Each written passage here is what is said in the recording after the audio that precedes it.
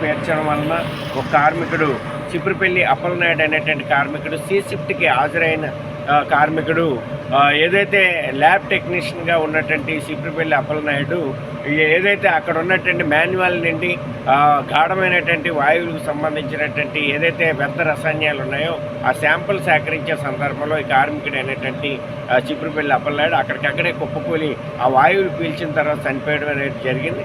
ఆ చనిపోయినటువంటి కార్మికుడిని విశాఖపట్నంలో కేజీహెచ్కి తరలించారు. మేము ఈ సందర్భంగా డిమాండ్ చేస్తా ఉన్నాం, సక్రమైనటువంటి మాస్కులు ఉంటుంటే ఈ రకమైనటువంటి ప్రమాదం జరుగుండేది కాదు. మరోవైపు కార్మిక కుటుంబానికి సక్రమైనటువంటి పద్ధతుల్లో నష్టపరిహారం చెల్లించడానికి చర్యలు చేపట్టాలి. ఎందుకంటే చంద్రబాబు నాయుడు గారు ఇప్పటికే ఎసెన్షియల్ లాంటి ఫార్మా పరిశ్రమల్లో ₹1 నష్టపరిహారం ఇప్పించారు. అదో నిర్ణయంగా చేశారు. కాబట్టి ఈ కుటుంబానికి కూడా ₹1 నష్టపరిహారం చెల్లించాలని, భద్రతా ప్రమాణాలు అమలు చేయాలనేటువంటి ఏదైతే సిఐటిపి యాజమాన్యం రామ్కీ యాజమాన్యం ఉందో విశాఖ ఫార్మాసిటీ లిమిటెడ్ యాజమాన్యంపై క్రిమినల్ చర్యలు తీసుకోవాలనేసి pharma city staff and workers union CITU demand చేస్తాం.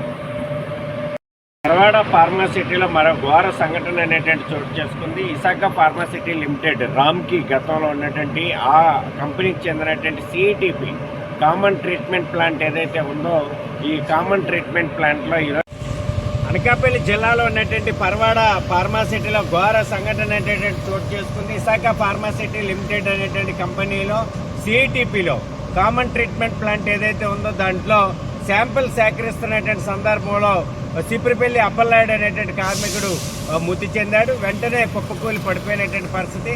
HTDS అనేటువంటి దాంట్లో ఆ ట్యాంక్ నుండి వీళ్ళు శాంపిల్ సేకరిస్తే సందర్భంలో గాఢమైనటువంటి వాయువులు పీల్చడం వల్ల ఈ కార్మికుడు అక్కడికక్కడే కుప్పకూలి చనిపోయాడు. అందుకని మేము ఈ రాష్ట్ర ప్రభుత్వాన్ని అలాగే పరిశ్రమ యాజమాన్యాన్ని మేము ఈ సందర్భంగా డిమాండ్ చేస్తూ ఉన్నాం. ₹1 నష్టపరిహారం చెల్లించండి. ఎందుకంటే ఫార్మాసిటీలో సినర్జిన్ ఫార్మాలో జరిగినప్పుడు ₹1 నష్టపరిహారం చెల్లించారు. అలాగే ఎసెన్షియల్ ఫార్మాలో కూడా ₹1 నష్టపరిహారం చెల్లించారు. కాబట్టి వెంటనే ₹1 నష్టపరిహారం చెల్లించి కార్మిక కుటుంబాన్ని ఆదుకోవాలనేసి CITU pharma city staff and workers union demand చేస్తా ఉన్నాం.